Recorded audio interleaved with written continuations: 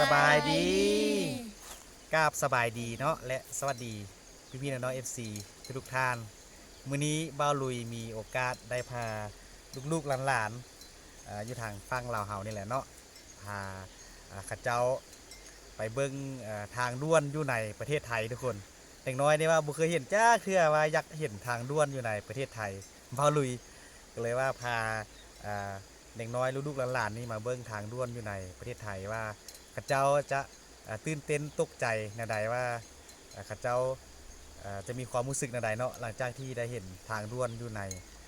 ประเทศไทยว่าข้าเจ้าจะแสดงอาการแนวใดทุกคนเดี๋ยวบ่รู้จะเปิดคลิปนึ่งให้น้องๆลูกๆหลานๆได้เบิ่งเนาะทางด่วนอยู่ในประเทศไทยทุกคนเนาะก็คือจะเป็นลาดทรายหมดเนาะอันนี้เนาะอันนี้จะชื่ออันนั้นอันนี้ชื่ออาคิวอันนี้ชื่อสิงเนาะชื่อสิงโตอันนี้แม่นป่ะชื่อสิงโตเนาะเป็นลูกๆหลานของบ่าวลุยอยู่บ้านเดียวนี่แหละเนาะวันนี้มีโอกาสมาเลาะหัวเลาะส่วนกันเลยว่าพาข้าเจ้ามาอัดคลิปให้พี่น้อง FC ในเบิ่งความน่ารักของ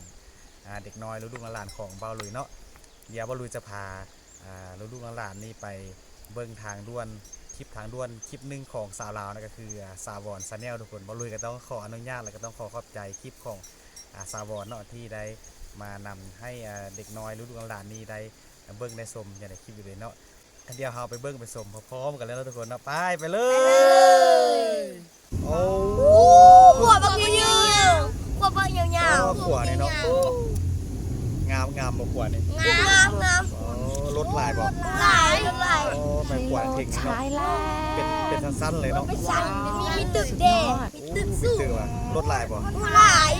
โอ้ทำไมพี่น้องเนาะทางงามเนาะงาม อันนี้อยู่ไสกรุงเทพอ่ะเมนอยู่กรุงเทพประเทศไทยเนาะประเทศไทยมีรถชมพูเด้มีรถสีชมพูเด้โอ้เป็นแม่นโทรทัศน์ว่ะนี่ใหญ่ๆนี่แม่นว่ะโทรทัศน์ปักใหญ่ๆเนาะสวยๆงามๆตึกนี่งามเลยเนาะบนเสาไฟเขารถลายบ่รถลายเนาะโอ้แม่นหยังอีกอ่ะนะคนข้างหน้านี่เป็นเหลือขวาป่ะเนี่ยอันนี้เป็นทางด่วนประเทศไทยเลยอยากไปบ่อยากไปบ่มาหน้าพาไปเดินไหมเห็นบอกเป็นสั้นนี่เนาะเห็นบอกโอ้ไทยแลนด์สุดยอดเป็นสั้นที่เห็นบอกออกอาการเลยทักเนาะไหมสวยมากโอ้ว้าวสุดยอดเลยว้าวเบิ่งทุกคนเบิ่งถนนเบิ่งถนนสวยไหมมีรถสีเหลืองเด้สีเหลืองเลยรถไฟเห็นบ่รถไฟเห็นบ่ไปทางหน้าในรถเนาะจักสั้นนี่นะจักสายทุกคนเต็มขบวนนี่นะทุกคนเบิ่งเห็นบ่รถหัวเป็นสั้นอยู่ทางเนาะสุดยอด Amazing มีรถมีกูดิว้าวรถสีเหลืองรถเมล์เด้มีรถเมล์เด้มีรถดำเด้โอ้ตึกนี่สูงเนาะตึกคือดีโดตึกคือดีโดอ่ะมึงไปทางเทงแม่นทางเบิ่งเทงแม่นเลยนะขวาปะโอ้งามบ่วันนี้นะเห็นบ่นี่เนาะตึกคือดีโดสั้นเลยยังบ่ได้ใส่กับว่ารถเด้ถนนนี่นะทุกคนเอ้ยว้าวถนนนี่ก็รถลายเนาะรถลายสุดเลยบ่จนเมื่อยห้องแล้วเนาะทุกคนเอ้ยโอ้เป็นเลยนี่เข้าไปก็คือมืดเลยเป็นอุโมงค์นะอุโมงค์ติดสุดยอดอีหลีโอ้เคยเห็นแต่แบบอยู่ประเทศไทยน่าเคยเห็นเคยเบิ่งในยูทูบเนาะเขาก็เบิ่งเคยป่ะ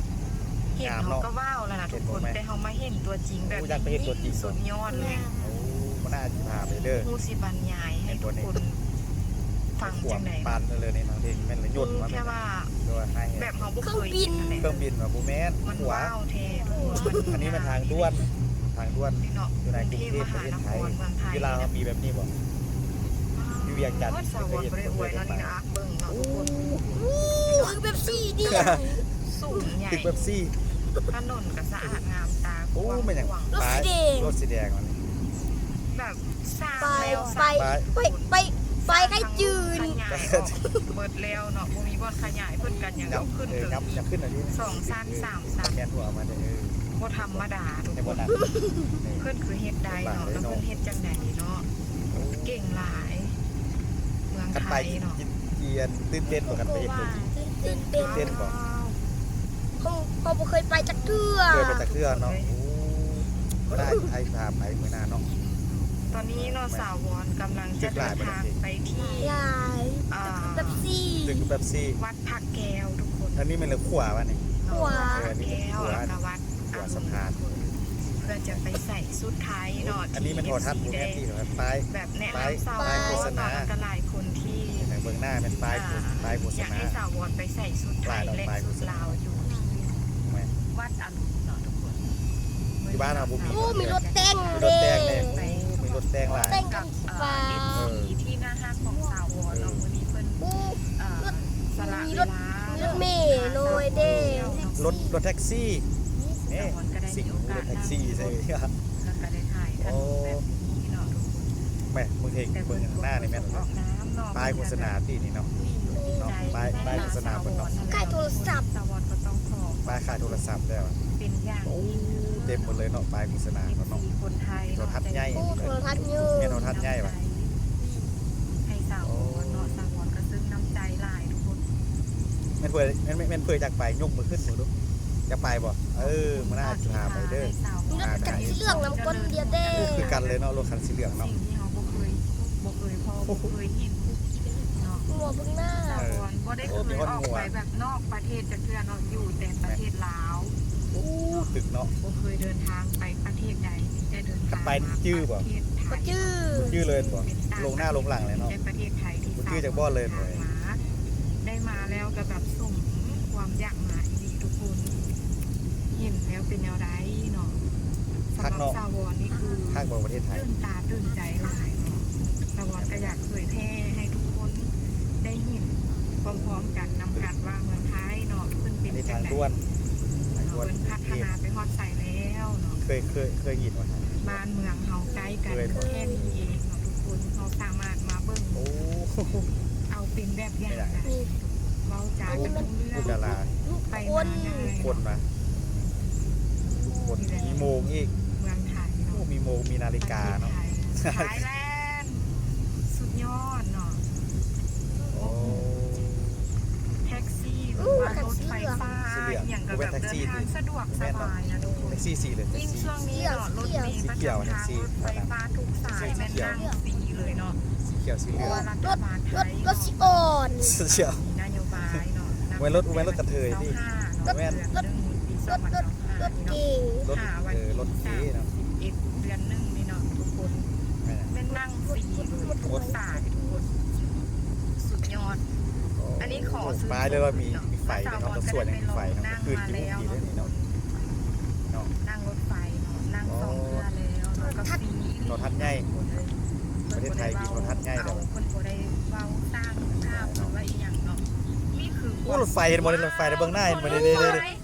โอ้สีแดงรถไฟเนาะเป็นบ่นั่น โอ้ สี นี่ ขาว เนาะรถ สีแด ไฟ ง ไทยทุกคน กลายไปแล้วยาวเนาะบาดบกคืนบ่ Amazing บ้านบุ้งเล่น บาดบงเล่น ทาง เนาะ ด้านบนเนาะก็เป็นรางรถไฟทางด้านล่างก็เป็นถนนหนทางที่สวยงามที่เลยทุกคน เว้นรถไฟจะเห็นบ่ เห็ ร น ถไฟ แต่แบบ ขี่บ่ เพื่อนเอาลงคลิปเนาะ ขี่เรา เคยเจอกับตัวเองได้มาเจอแล้วก็เสื้อแท้ โอ้ เนาะเสื้อแล้วเนาะเห็นกับตาตัวเองแล้วเนาะขอบพระคุณเมืองไทยขอบพระคุณคนไทยเนาะที่ให้สาวอนได้มาร ถตลาดได้รถเขาเนาะ อ่า สีแล้วก็ ประ มี สบ เนาะ การณ์ สี ให แด ม่ งสีอ่อน ๆประสบการณ์ใหม่ๆแบบนี้เนาะทุกคน สี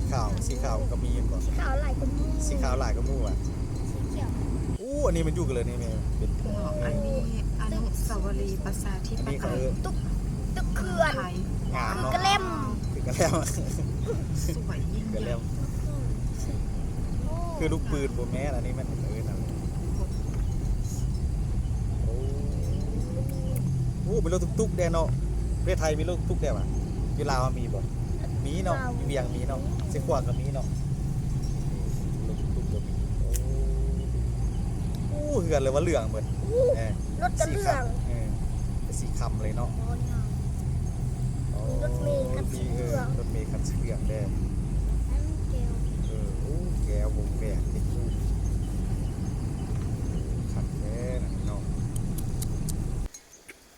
เอาเป็นยังไงเนาะพี่น้องหลังจากที่ได้เบิ่งได้ชมคลิปทางด่วนอยู่ในประเทศไทยที่ได้พาน้องๆหลานๆนี้ไปเบิ่งไปชมมีความรู้สึกอะไรตื่นเต้นบ่ ตื่นเต้น คักเนาะ ค่ะ โอ้ยากไปบ่ อยากไป มื้อหน้าบาลุยถ้ามีโอกาสจะพาลูกๆหลานๆนี้ไปท่องเที่ยวประเทศไทยเนาะพาไปซื้อเครื่องซื้อของเลยทุกคนเพราะว่าเปิดหูเปิดตาให้กับเจ้าได้เห็นต่างประเทศบ้านเพื่อนเมืองเพื่อนเนาะหลังจากที่อยู่ในประเทศลาวอยู่ในเขตชนบทค่ะบ่ได้เข้าในเมืองจ้าเทื่อเขาเจ้าก็จะบ่เห็นนะทุกคนอาจจะตื่นเต้นบางคนก็จะเห็นตึกขึ้นอย่างก็จะทวงไปว่าเป็นตึกอย่างกระแลมใช่ กระแลม มันคล้ายคือคือคล้ายคือกระแลมคล้ายคือไอศครีมเลยก็เขาเจ้าก็จะว่าเป็นแบบนั้นไปทุกคนเนาะเขาเจ้าก็บ่ฮู้บ่เคยเห็นเนาะมีความรู้สึกอะไรได้สิ่งตื่นเต้นว่ะ ตื่นเต้น คักบ่ ครับ โอ้สนุกดีเนาะเอาอาคิวเด้ ครับ คักเนาะอนันต์เด้ ครับ คักกันบ่เป็นจะได้ก็ขอให้พี่น้อง FC เป็นกำลังใจให้บอลลุยแล้วก็น้องๆหลานๆนี่ได้เด้อเนาะถ้ามีโอกาสบอลลุยก็อยากพาเขาเจ้าไปท่องเที่ยวเปิดหูเปิดตาได้ทุกคนแต่ว่ายุ่งยากเรื่องเงินเรื่องคำนี่แหละเนาะลดลาภาระก็บ่มีจะพาเขาเจ้าไป ถ้าในอนาคต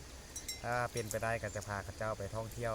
ไปอย่างก็คอยติดตามไปเบิ่งเนาะว่าบอลลุยจะมีโอกาสได้พาน้องๆนุ่งๆได้ไปท่องเที่ยวอยู่ในประเทศไทยบ่เนาะขอบใจ FC ด้วยที่เข้ามาขอบใจ FC ที่เข้ามา ขอบใจ FC เข้ามา เบิ่ง เป็นกำลังใจให้ทางอาคิวอันนันต์แล้วก็สิงโตเด้อเนาะสำหรับคลิปวิดีโอนี้เนาะบอลลุยก็จะขออำลาพาจากไปพร้อมกับน้องๆที่น่าฮักแบบนี้ทุกคนเนาะสบายดีเพื่อนได้ไหมสุดท้ายนี่ขอกล่าวว่าสบายดีบ๊ายบาย